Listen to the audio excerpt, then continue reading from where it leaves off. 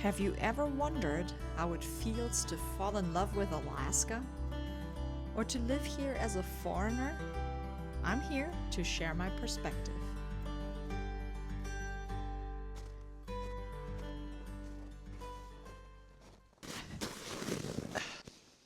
Hey everyone, this is my story of coming to Alaska from Germany. I decided to make a YouTube channel called Slow Down for Adventure. And what I mean by that is to really slow down a bit and see the small little moments, because sometimes they slip on by. And coming from Germany, where it's rather hectic and it's a faster paced lifestyle, I really craved this wilderness all around me. So this is my story. I came to Alaska in 2001, but that's not actually where the story starts.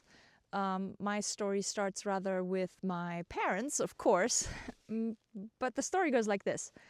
My parents were in Germany, and they had just gotten married, and my mom always craved to go see Canada. She wanted to actually live in Canada. And my parents at the time were furriers, so they made fur coats. And at a fashion show in Hamburg, Germany, they met this guy named Jerry. And Jerry was from Alaska, and he was looking for master furriers. And he met them. So my mom obviously said, well, Alaska, that's kind of like Canada, right? Isn't that up there? She didn't know it was a part of the United States. Nothing. All she knew is it's like Canada. So good enough, right? And my dad, who actually was looking forward to having a solid lifestyle after being on the sea as a merchant mariner for years, he understood the pull that my mom had. She's never been in any place other than Germany or maybe the neighboring countries. And my dad really understood that this dream of going someplace that needs to be fulfilled. And he supported his wife, my mom, with that. And so they sold everything, became master furriers in Anchorage, Alaska in 1967. That's how I come in. I was born in 71 in Anchorage, actually, at Providence Hospital. Anyway, I have a German accent, and you're probably wondering why. That is because even though I have some childhood memories here, I didn't stay a long time in Alaska. I was 5.5 when my parents left and went back to Germany. And so I grew up in Germany, went to elementary school there and then gymnasium. And we lived in 2 different places. And as an adult, I moved around a bit too, but pretty much stayed in the same area. And we were around family and friends. But that draw to come to Alaska and the stories that my parents told, the Super 8 films that my dad had made and that were played to me over and over again, especially on birthday parties. For some reason, we played it at my birthday. These were films, video footage, Super 8 footage from their life in Alaska, fishing and flying out by plane and snowshoeing and friends and Easter picnics and all these things that they experienced as Germans in Alaska. Well, that was part of my story in a way, because they let me see their videos.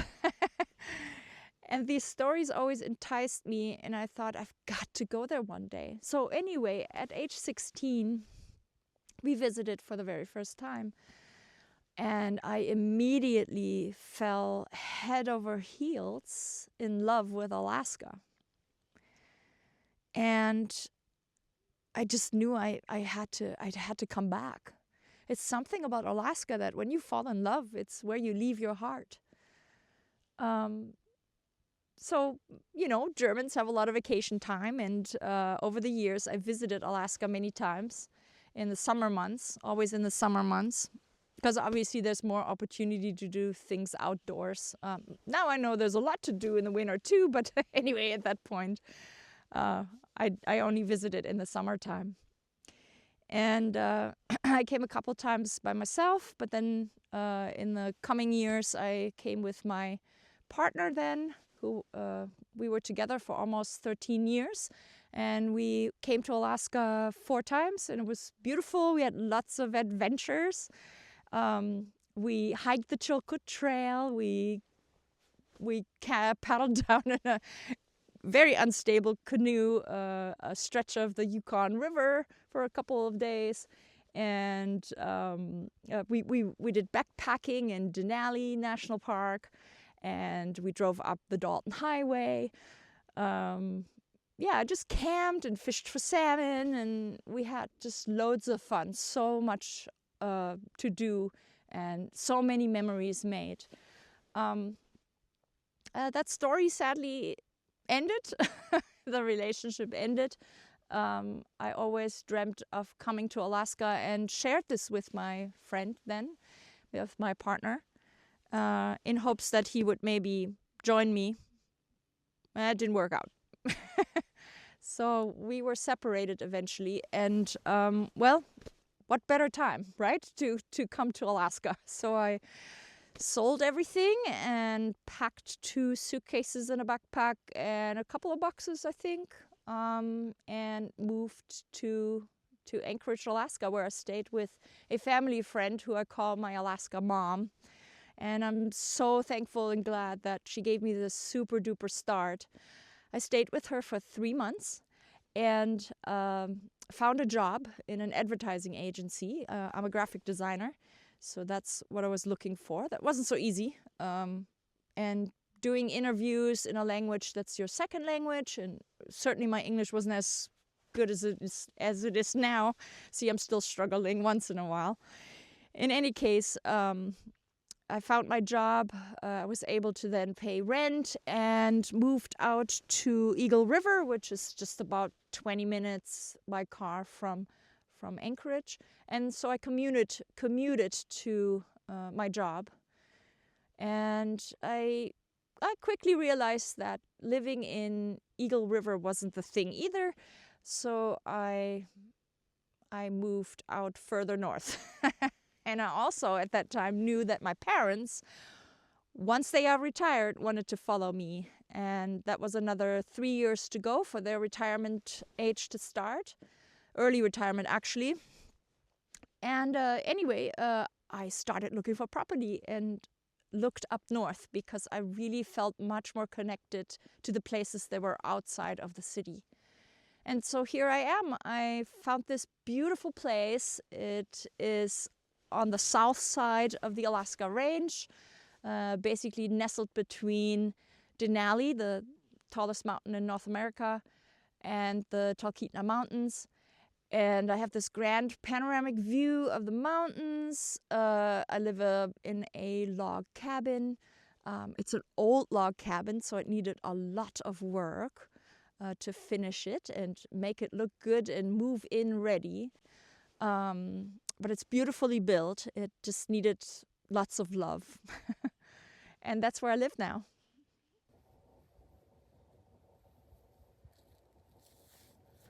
And I love it here.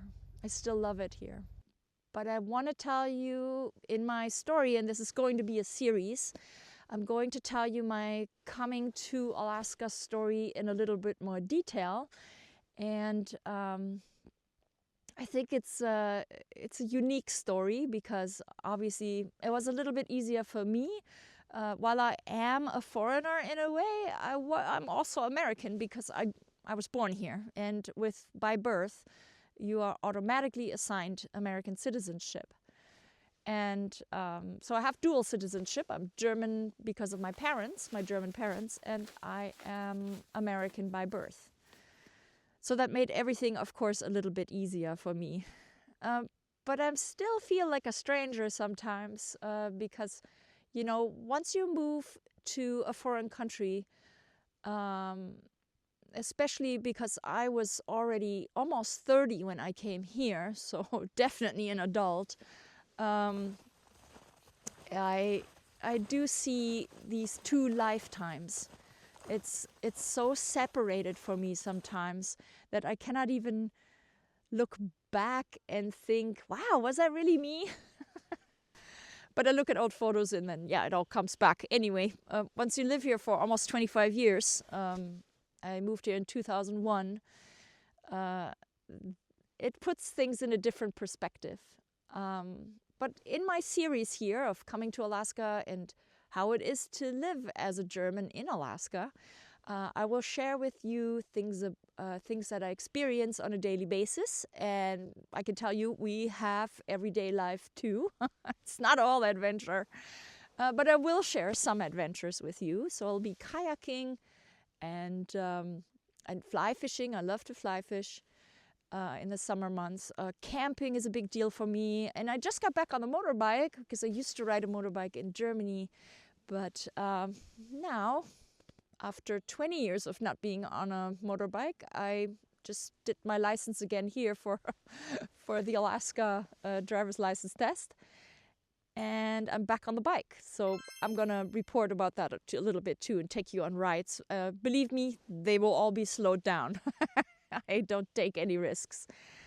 And that's pretty much it for this video. I hope you liked it. Please give me a thumbs up and subscribe down below. And I hope you follow me in this series of coming to Alaska as a German. Bye, everyone.